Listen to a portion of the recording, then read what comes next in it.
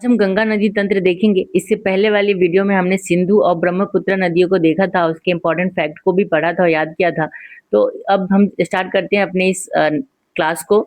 तो हम देखेंगे कि गंगा का जो उद्गम है वो कहाँ से होता है। तो गंगा का उद्गम जो है उत्तराखंड के गोमुख ग्लेशियर से होता है और ये उत्तर प्रदेश में बिजनौर से उत्तर प्रदेश में एंट्री करती है और ये जाती है बिहार। बिहार के बाद जो है ये झारखंड होते हुए पश्चिम बंगाल में जाती है और इसके बाद ये बांग्लादेश में जाके अंततः जो है बंगाल की खाड़ी में मिल जाती है। ओके, तो हम ये देखेंगे और इसके कुछ सहायक नदियों को देखेंगे मेन क्लास पे। हम देखते हैं गंगा का उद्गम और पंचप्रयाग क्या है।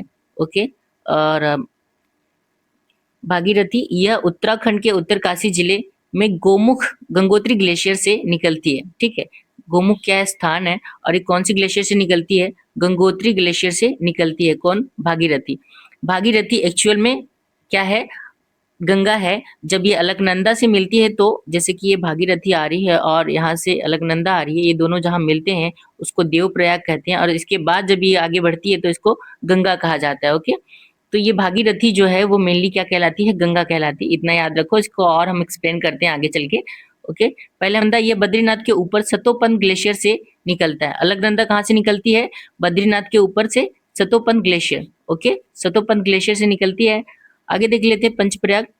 ये अलकनंदा में अन्य नदियां मिलती हैं उसको प्रयाग कहते हैं। प्रयाग का मतलब होता है मिलन स्थल। ओके, तो एक एक करके हम पांचों प्रयागों को देखेंगे। विष्णु प्रयाग। विष्णु प्रयाग कब बनता है? जब अलकनंदा और धौली गंगा मिलती है। नंद प्रयाग कब बनता है? जब अलकनंदा और मंदाकिनी मिलती है।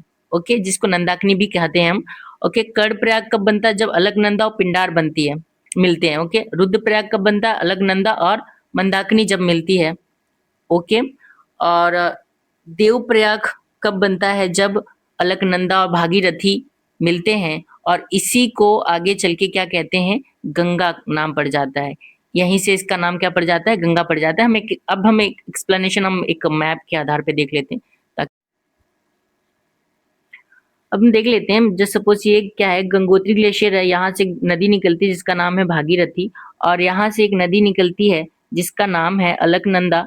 ठीक है, अलकनंदा कहाँ से निकलती है? सतोपत ग्लेशियर बद्रीनाथ से निकलती है। ओके, और ये इस तरीके से ये बहती हुई आती है और यहाँ पे जहाँ पे ये दोनों मिलती हैं, मीन्स भागीरथी और अलकनंदा जहाँ पे मिलते हैं उसको क्या कहते हैं?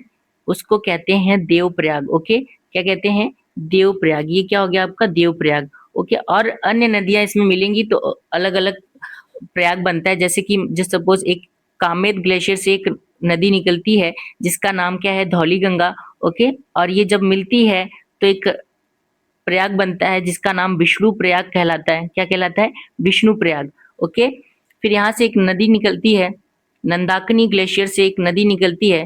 ठीक है, और जब ये अलकनंदा से मिलती है तो बनता है नंद प्रयाग। ओके, क्या बनता है? नंद प्रयाग। प्रयाग। ओके, नंदा देवी ग्लेशियर से निकलती है और जो है इस नदी का नाम क्या है? नंदाकिनी, और ये जब मिलती है अलकनंदा से क्या कहलाती है? नंद प्रयाग। ओके, इसके बाद हम नेक्स्ट देख लेते हैं कौन सा प्रयाग बनेगा। फिर यहाँ से पिंडारी से निकलता है एक नदी जिसका नाम है पिंडार या कर्ण गंगा। ठीक है, और ये जब अलकनंदा से मिलती है तो कर्ण प्रयाग बनता है। कौन सा प्रयाग बनता है?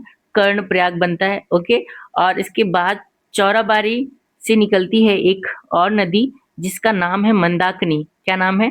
मंदाकिनी, और वो जब अलकनंदा से मिलती है तो एक प्रयाग का निर्माण होता है जिसका नाम रुद्र प्रयाग होता है। ओके, तो हम लोग ने लगभग पांचों पांचों प्रयाग हम लोगों ने देख लिया है।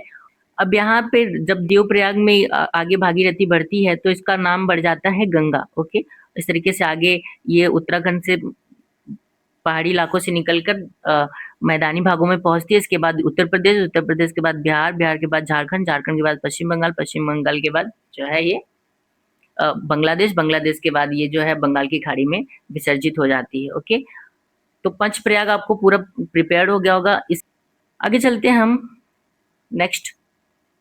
हमने प्रयाग, पांचों प्रयाग देख लिया है। अब गंगा का मार्ग देख लेते हैं हम। तो पहाड़ों से मैदान तक गंगा हरिद्वार में पहली बार मैदानी इलाकों में प्रवेश करती है। याद रखना, ये पूछा जाता है कि गंगा पहली बार पहाड़ों से मैदानी भागों में कहाँ आती है? तो वो हरिद्वार। हरिद्वार में जो है वो पहली बार मैदानी भागों में इंटर होती है। ओके, अब राज्यों की बात कर ले तो कौन कौन से राज्यों में ये बहती है? तो हमने देखा था कि ये उत्तराखंड फिर उत्तर प्रदेश, फिर बिहार, फिर झारखंड, फिर पश्चिम बंगाल और अंततः कहाँ चली जाती है, बांग्लादेश में चली जाती। ओके, और इसके बाद वो जो है विसर्जित हो जाती है बंगाल की खाड़ी में। जैसे कि आप सबको पता होगा कि इस साइड क्या है, इस साइड क्या है, बंगाल की खाड़ी है। ओके, आगे हम देख लेते हैं प्रमुख सहायक नदियां इसकी, देख लेते हैं हम कौन कौन सी इसकी सहायक नदियां हैं। गंगा की सहायक नदियों को दो श्रेणियों में बांटा गया, एक दाईं ओर से मिलने वाली और एक बाईं ओर से। ये आप सबको पहले से ही पता होगा, दाईं और बाईं दोनों तरीके से हम उनके जो सहायक नदियां उनको देखने वाले हैं इसमें, ठीक है। तो जो दाईं ओर की सहायक नदियां हैं वो कौन कौन सी है, पहली यमुना, जो गंगा में सबसे लंबी सहायक नदी है। जो गंगा की क्या है, सबसे लंबी सहायक नदी है, कौन, यमुना जो है गंगा की सबसे लंबी सहायक नदी है। यह प्रयागराज में गंगा से मिलती है, और ये कहाँ मिलती है, प्रयागराज में गंगा से मिलती है। इसके बाद जो सेकेंड नदी है उसका नाम है सोन। अब सोन कहाँ से निकलती है, तो सोन नदी जो है ये अमरकंटक की पहाड़ियों से निकलती है और पटना के पास गंगा में मिलती है। कहाँ मिलती है, पटना के पास गंगा में मिलती है। हम इनको भी एक एक करके देख लेंगे अभी मैप के माध्यम से। जैसे मैंने पंचप्रयाग आपको बताया है वैसे इसको भी हम अभी देखेंगे। ओके, अब इसकी हमने दाईं ओर की देख लिया, अब हम इसके बाईं ओर की जो सहायक नदियां हैं उनकी हम बात करेंगे। ओके, बाईं ओर से मिलने वाली सहायक नदियां कौन कौन सी हैं हम उसको देखने वाले हैं। ओके, तो पहली कौन सी है, रामगंगा। पहली मुख्य सहायक नदी कौन सी है, रामगंगा। फिर दूसरी कौन सी, गोमती। ये मैदानी क्षेत्र फुलहर झील से निकलती है। कहाँ से निकलती है, फुलहर झील से निकलती है। याद रखना, गोमती कहाँ से निकलती है, फुलहर झील से निकलती है। इसके बाद जो नेक्स्ट नदी है वो हो जाएगी आपकी घाघरा। ओके, ये गंडक और कोशी हिमालय से आती है, ठीक है। घाघरा, गंडक और कोशी ये कहाँ से आते हैं, हिमालय से आते हैं। ओके, और कोशी की बात करें तो इसे बिहार का शोक कहा जाता है। कोशी की अगर बात करें तो क्या है वो, बिहार का शोक कहा जाता है, क्योंकि ये अपना रास्ता बदलने के लिए प्रसिद्ध है। हम गंगा के सहायक नदियों को इस डायग्राम के माध्यम से थोड़ा देख लेते हैं। ओके, पहली जो गंगा की सहायक नदी है उसका नाम है रामगंगा। ओके, अभी बाएं तट की हम देख रहे हैं, तो पहली क्या है, रामगंगा, जिसका उद्गम जो है गढ़वाल से होता है। कहाँ से, गढ़वाल से, उत्तराखंड के गढ़वाल से होता है। और ये जो है कन्नौज में आकर गंगा से मिल जाती है। कहाँ पे, कन्नौज में आके गंगा से मिल जाती है। दूसरी जो नदी है उसका नाम गोमती है। ओके, कौन सी नदी है, गोमती।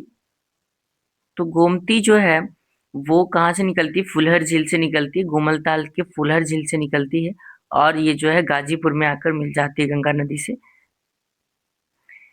तीसरी इसकी सहायक नदी घाघरा है, जो कि तिब्बत से निकलती है।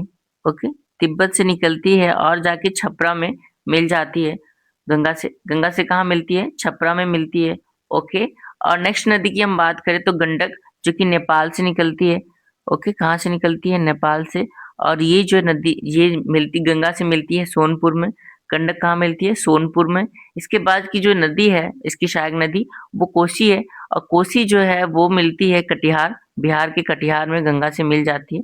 बिहार के कटिहार में गंगा से मिल जाती है। ओके, इसके बाद जो है गंगा अ, हुगली नदी से मिलती है। आगे आगे इधर हुगली नदी से मिल जाती है, और जो है इसके बाद वो बांग्लादेश में चली जाती है। ओके, और इसकी बाएं तट की सहायक नदियों की हम बात करें तो वो जो बाएं तट की सहायक नदी है वो एक सबसे बड़ी जो नदी है वो है यमुना।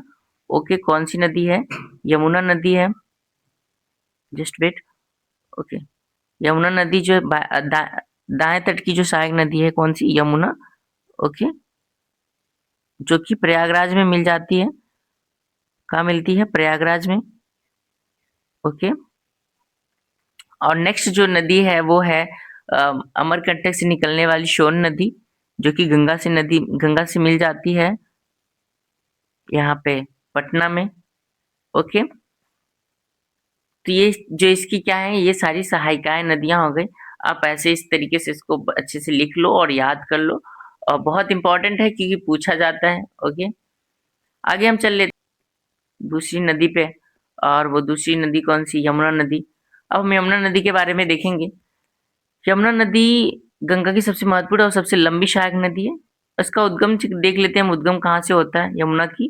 तो यमुना नदी का उद्गम और लंबाई हम देखेंगे, तो उद्गम कहाँ से, उत्तराखंड के उत्तरकाशी जिले में बंदरपुक्ष चोटी के पास यमुनोत्री ग्लेशियर से इसका उद्गम होता है। ओके, इसकी लंबाई लगभग कितनी है, 1376 किलोमीटर। कितनी है, 1376 किलोमीटर। कौन कौन से राज्य में बहती है, हम ये देख लेते हैं कि कौन कौन से राज्य में बहती है। उत्तराखंड, हिमाचल प्रदेश, हरियाणा, दिल्ली और उत्तर प्रदेश, इन राज्यों में जो है यमुना बहती है। और उत्तर प्रदेश में कहाँ, प्रयाग में आके, मतलब इलाहाबाद में आके गंगा से मिल जाती है। ओके, आगे देखते हैं यमुना का मार्ग। यह पहाड़ों से निकलकर ताजेवाला हरियाणा के पास मैदानी इलाकों में प्रवेश करती है। ये दिल्ली, मथुरा, आगरा जैसे प्रमुख शहरों से होकर बहती है। ठीक है, याद रखना दिल्ली, मथुरा और आगरा किस नदी के किनारे बसे हुए हैं, तो यमुना नदी के किनारे बसे हैं, याद रखना। ओके, आगे देख लेते हैं हम संगम। उत्तर प्रदेश के प्रयागराज में यह गंगा नदी से मिल जाती है। इस संगम को त्रिवेणी संगम कहा जाता है। त्रिवेणी संगम क्यों कहा जाता है, क्योंकि तीन नदियां मिलती हैं यहाँ पे, गंगा, यमुना और सरस्वती। ओके, इसकी सहायक नदियों की हम बात कर लें तो कौन कौन सी इसकी सहायक नदियां हैं वो हम देख लेते हैं। यमुना की प्रमुख सहायक नदियां दो श्रेणियों में बांटा गया। पहली हिमालय सहायक नदियां जो पहाड़ों से आने वाली हैं। अब उसमें कौन कौन सी नदी है जो पहाड़ों से आने वाली है, वो कौन कौन सी नदी है। टोन्स, यह यमुना की सबसे बड़ी हिमालयी सहायक नदी है। ठीक है, और गिरी और आशन ये अन्य छोटी नदियां हैं।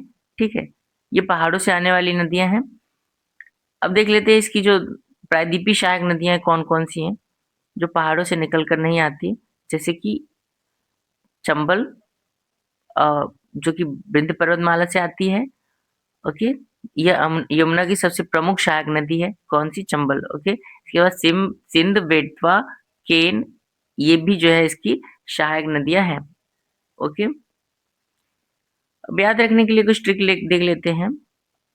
चंबल, सिंध, बेतवा, केन, इसको हम CSBK कह सकते हैं। ये पश्चिम से पूर्व के क्रम में यमुना से मिलती, पश्चिम से पूर्व, मतलब पहले कौन मिलेगी, ये मान लो जैसे यमुना है तो पहले चंबल मिलेगी, फिर सिंध मिलेगी, फिर बेतवा, फिर केन। ये क्या है, पश्चिम से पूर्व का। ठीक है, प्रायद्वीपीय नदियों के बारे में बात कर लेते हैं। पहले देखते हैं प्रायद्वीप क्या होता है। तो प्रायद्वीप क्या होता है, बेसिकली जो जो स्थल तीन ओर से जल से घिरा होता है वो प्रायद्वीप कहलाता है। जैसे कि ये भारत का निचला वाला हिस्सा जो है वो तीन ओर से जल से घिरा हुआ है, तो इसे क्या कहते हैं, हम प्रायद्वीप कहते हैं। देख लेते हैं प्रायद्वीपीय नदियां क्या हैं और इनकी विशेषताएं क्या हैं। तो दक्षिण भारत की वे नदियां जो मुख्य रूप से वर्षा पर निर्भर करती हैं। हिमालय नदियों के विपरीत ये नदियां गर्मियों में सूख जाती हैं, क्योंकि ग्लेशियर नहीं है यहाँ पे। तो ग्लेशियर होते तो अगर वो साल भर पिघलते रहते हैं और उससे जल जो है वो अब नदियों में साल भर रहता है। बट ये क्या है कि ये गर्मियों में सूख जाते हैं, क्योंकि बारिश में रहते हैं और गर्मियों में सूख जाते हैं। ओके, और इनका जल स्तर बहुत कम हो जाता है, क्योंकि इनका उद्गम ग्लेशियर से नहीं होता है। ठीक है, अगर ग्लेशियर से होता तो हमेशा हर वर्ष भर जो है पानी नदियों में रहती। आगे इसके बारे में हम देख लेते हैं। हम दो भागों में देख लेंगे, एक पूर्व की ओर बहने वाली नदियां, एक पश्चिम की ओर बहने वाली नदियों में देख लेंगे। तो जो पूर्व की ओर बहने वाली नदियां होंगी, मतलब ये जो है पश्चिमी इलाके से निकलेंगी और इधर पूर्व होता है तो पूर्व की ओर बहेंगी और जाके बंगाल की खाड़ी में गिर जाएंगी। ओके, इस साइड क्या है, बंगाल की खाड़ी है, और इधर क्या है, अरब सागर है, आप सबको पता ही होगा। ओके, और ये है पूर्व की ओर बहने वाली नदियां, कौन है, पूर्व की ओर बहने वाली नदियां। अगर हम पश्चिम की ओर बहने वाली नदियों की बात करें तो कुछ इस प्रकार होंगी, जो पश्चिम दिशा में बहती है। ठीक है, ओके, चलते हैं हम एक एक करके इस पे बात कर लेते हैं। ये नदियां पश्चिम घाट से निकलती हैं और बंगाल की खाड़ी में गिरती हैं। ये नदियां डेल्टा बनाती हैं, क्या बनाती हैं, डेल्टा बनाती हैं। डेल्टा क्या होता है, जब नदियां इधर से ऐसे बहते हुए आती हैं, जब समुद्र के पास पहुंचती हैं और इनका तब तक गति भी स्लो हो जाता है, तो इसके बाद जो है ये कुछ अपने साथ कंकड़ पत्थर लाती हैं और यहाँ पे कुछ छोड़ जाती हैं। ओके, जैसे यहाँ पे छोड़ गई, तो जब आगे जब बहती हैं तो ये कैसे होती हैं, कुछ इस तरीके से होती हैं, इधर से बहते हुए जाएंगी।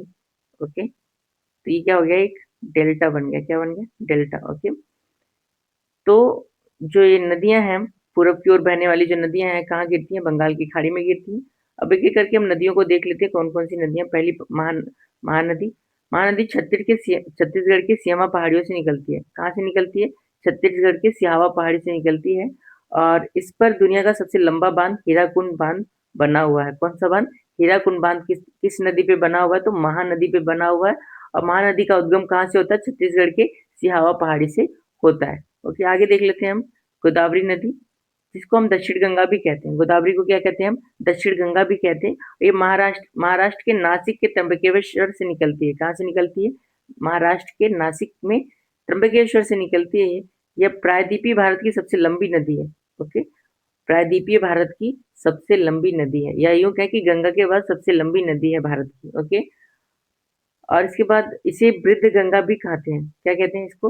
वृद्ध गंगा भी कहते हैं। ओके, आगे देख लेते हैं हम। कृष्णा के बारे में देख लेते हैं। कृष्णा नदी के बारे में देखेंगे, इसका उद्गम महाराष्ट्र के महाबलेश्वर से होता है। महाराष्ट्र के महाबलेश्वर से होता है। इसकी सहायक नदियां हैं तुंगभद्रा, कोयना, भीमा, मूसी, जो है कृष्ण की सहायक नदियां हैं। ठीक है, कृष्ण की सहायक नदियां कौन सी है? तुंगभद्रा, कोयना, भीमा और मूसी। ओके, चलते हैं कावेरी को देख लेते हैं हम। कावेरी जो है वो कर्नाटक के कुर्ग जिले के ब्रह्मगिरी पहाड़ियों से निकलती है। और इसकी विशेषता, इसे दक्षिण भारत की गंगा कहा जाता है और इसमें साल भर पानी रहती है, क्योंकि इसे दक्षिण पश्चिम और उत्तर पूर्वी दोनों मानसूनी से वर्षा मिलती है। तो हम कावेरी के बारे में देख लेते हैं। कावेरी जो है कर्नाटक के कुर्ग जिले के ब्रह्मगिरी पहाड़ियों से निकलती है और इसे दक्षिण भारत की गंगा कहा जाता है।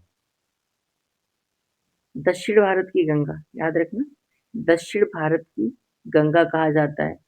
ओके, और इसमें साल भर पानी रहता है क्योंकि इसे दक्षिण पश्चिम और उत्तर पूर्वी दोनों मानसून से वर्षा मिलती है। मतलब गर्मी जो हमारे मानसून के टाइम पे जुलाई अगस्त में जो बारिश होती है वो भी मिलती है, और जो नवंबर दिसंबर में जो बारिश होती है वो भी इसको मिलती है। तो कावेरी जो है, कावेरी में वर्ष भर पानी बना रहता है, याद रखना।